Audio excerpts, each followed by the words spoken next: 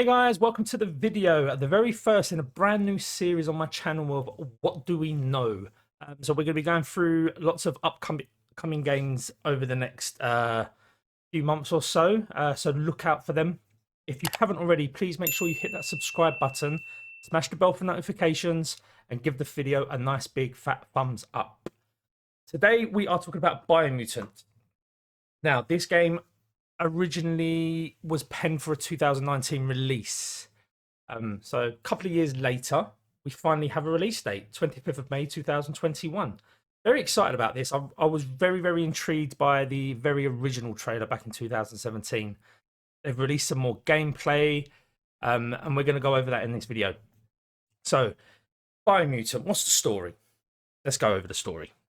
So Biomutant's world has been destroyed by a massive oil flood that rose from the ground.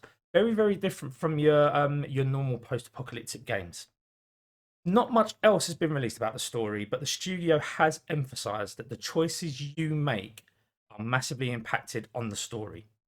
I suppose it comes across like a choice-based game almost. As the tree of life has been affected by the oil flood, your job essentially is to try and return vitality back to the world.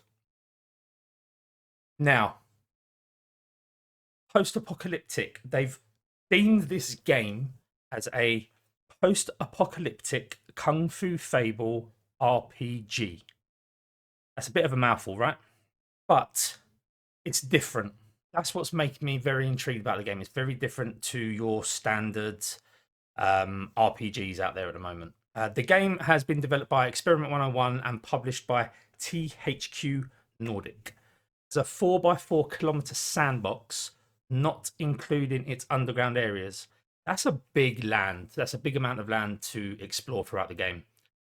We've seen lots of different stuff. We've seen that there's factions as well, outposts to take over. So guys, let's get into the combat. Okay, so the combat. This looks fun. The developers have said that the combat is influenced by Devil May Cry. Now, you'll probably be able to see that here with the lock-on targets, the hack and slash, which looks hella fun. Jumping through the air, swinging the sword around, and then also being able to jump around and shoot your gun as well. A very, very Devil May Cry based combat. As you can see in that top left-hand corner, you can see as many hits or enemies you take down in a combination unlocks a nice little ultimate, which I'm guessing will cause more damage, more accuracy.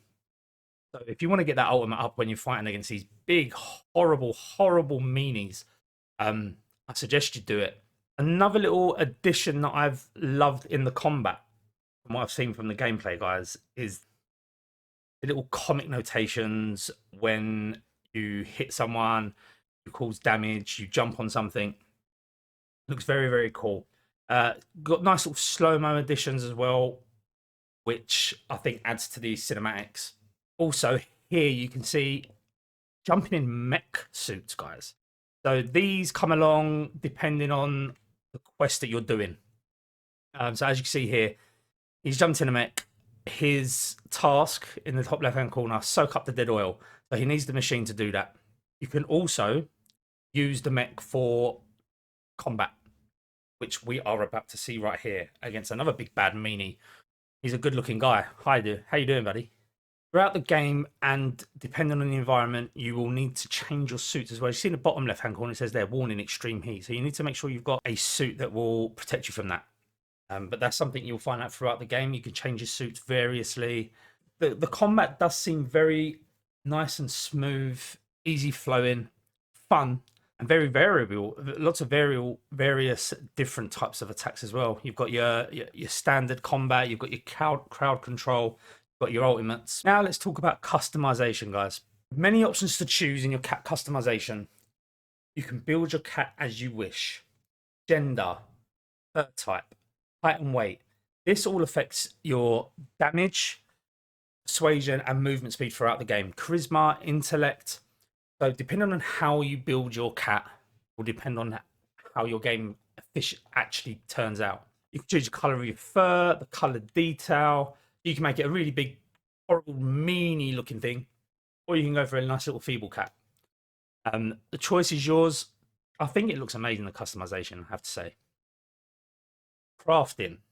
Now, you can craft weapons with most things you find in the game. A sword with an old stop sign as a reinforced base, or even a monkey wrench as a grip on a gun. In the latest gameplay video, you may have even spotted a toothbrush melee weapon. The world truly is your oyster when it comes to crafting weapons and armor in this game. Well, thank you so much for watching, guys. I hope I gave you the information you need for the game. As I said, this is the very first in a series that I want to do on the channel. Please, please, please leave any comments below, guys. Feedback is vital. I hope you did like it. Let me know if you did. Please make sure you hit that subscribe button, hit the bell for notifications, give the video a nice big fat thumbs up, leave your comments below, and don't forget, I stream here live every Monday, Wednesday, and Friday evening at 7:30 p.m.